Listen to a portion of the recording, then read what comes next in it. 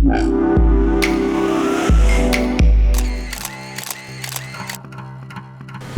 erste Praktikum, was ich gemacht habe, war halt in der Küche, nämlich reingekommen.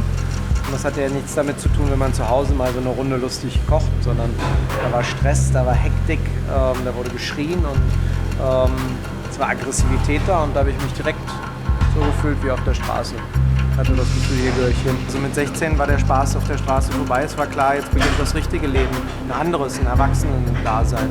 Und ich habe halt das Glück gehabt, dass ich ein gewisses Talent zum Kochen habe und dass das einfach für mich vorausbestimmt war. Und da habe ich das Beste draus gemacht. Nee, ich wollte gar nicht Koch werden. Ich wollte unheimlich gerne Interior Design oder Architektur studieren. Aber es gab in dem Sinn kein Zuhause mehr. Das heißt, ich musste mir eine Wohnung suchen und dafür Geld verdienen. Überleben, jeden Tag wieder.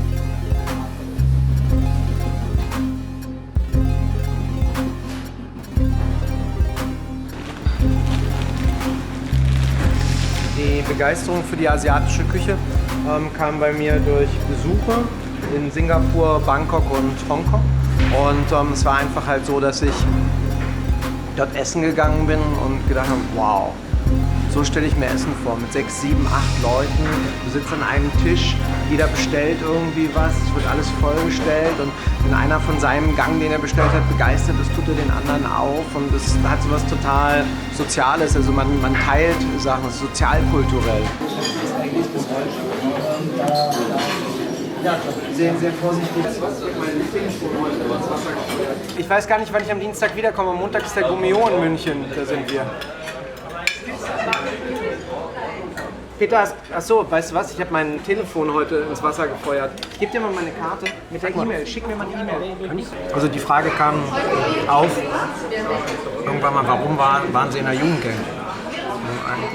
War ich nicht, weil ich einfach als Arschloch die Straße hoch und runter gelaufen bin und jemanden tyrannisieren wollte, sondern mein Vater hat mich einfach ganz übel verprügelt. Und das Problem ist, wenn du als Kind gedemütigt wirst und mit Gewalt konfrontiert wirst, du gibst das meistens weiter. Bringst du mir eine neue Tasse, ist mir zu bitter.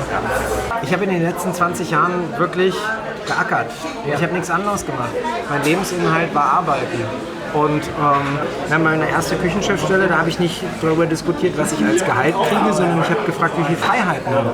Darf ich kochen, was ich will? Darf ich bestellen, wo ich will? Ja, sowas war mir wichtig.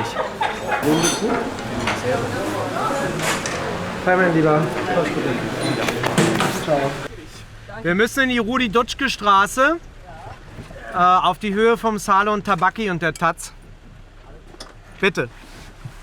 Also in dem Alter, wo ich angefangen habe zu kochen, da habe ich noch nicht mal geahnt, dass ich 25 werde. Dass ich im Leben einen Menschen treffe, der mich so lieben würde, wie das meine Frau macht.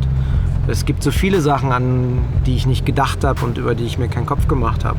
Natürlich habe ich Träume gehabt, mal 2 Sterne zu bekommen. Natürlich ist die Ausbildung in der Küche hart. Kochen ist ein sehr hygienischer Beruf und auch einer, wo es um extreme Disziplin geht. Ein harter Ton würde ich nicht sagen, aber es ist ein deutlicher. Und dann rutscht einem da auch mal die Wut in dem Moment drauf raus und man sagt, Mann, ey, das ist richtiger Mist, wie kannst du sowas machen, du Trottel, konzentrier dich doch. Ja, aber das weiß der selber am besten. Also ich esse jeden Tag 2 Gerichte, also sprich im Endeffekt probiere die Sachen sowieso, also die Soßen, die Einzelkomponenten, probiere ich jeden Mittag und jeden Abendservice. Gehe ich rum und probiere da das Püree, da die Creme, da das Eis, aber ich esse jeden Tag 2 komplette Teller. Manchmal esse ich auch ein Gericht 3-mal hintereinander, um dann wirklich rauszufinden, was muss ich noch verbessern, was kann ich verändern, damit das Gericht besser rauskommt. Und mir war halt wichtig, dass dieser Ort im Endeffekt auch mindbreaking ist, wo man halt versucht, sich davon zu lösen, was man vom normalen Restaurant erwartet, sondern wo man wirklich Teil der Küche wird, Teil der Gesamtinszenierung und wo es eher schon fast Richtung Theater geht, als reines Restaurant, hinsetzen, essen, trinken, wieder rausgehen. Also ich wünsche mir, weil mein grundsätzlicher Wunsch ist, dass nur das absolut Minimalste auf dem Teller liegt, damit die Aussage besonders klar und eindeutig ist.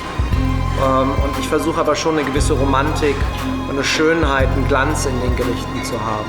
Aber trotzdem sollen sie klar sein, so wie ich auch bin, in meiner Sprache, in meinem Tun, in meinem Handeln und in meiner Persönlichkeit.